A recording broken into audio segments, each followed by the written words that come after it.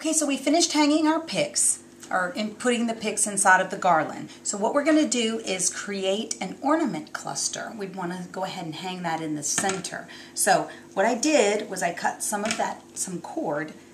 We have some brushed gold cord, and we just put that inside, and we're going to hang it with that. So we have different size cords. For the larger ring, we're going to use this larger one, so it gives it that full effect. So what we're going to do is we're going to go ahead and run the cords and then hang them and decide what lengths we'd like them to be. So we'll use the larger cord for this one, and for these smaller ones, we've gone ahead and taped up that end so that it's easier to slide through the tiny hole.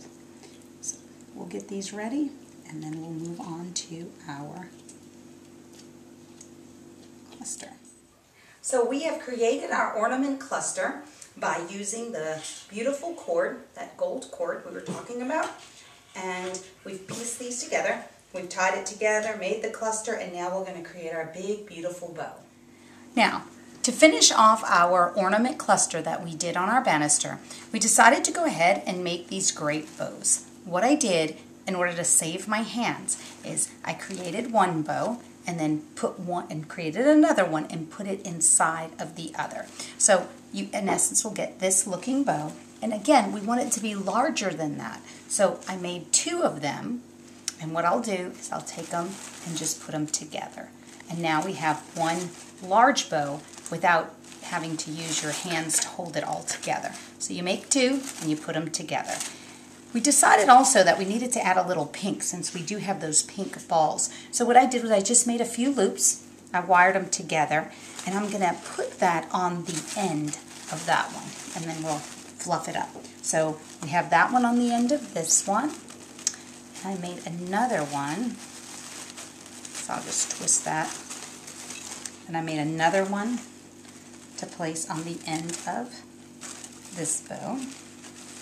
So if it's on the end, we can just twist it together. Then when we bring the two together, like I said before, bring the two together, then we have that pink sort of on the outside.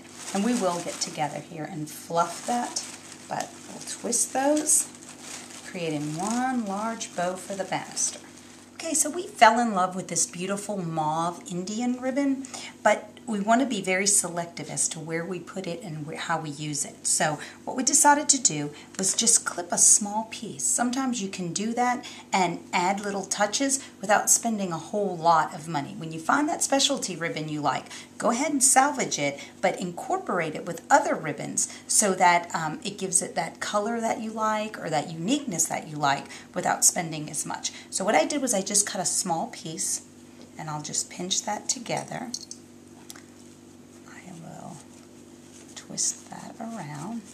Then what I'm going to do is I'm going to put that right in the middle here so that it gives us that really pretty Indian ribbon. And then I'll add perhaps one or two little tails as well. Okay, so we have attached our bow, and we decided to run some of this great plastic glitter, and we just started on one side and just pulled it around, looped it, hooked it to the actual garland wire here, just twisted it, and that's about it. Here you go, your banister, all decorated, ready for Christmas.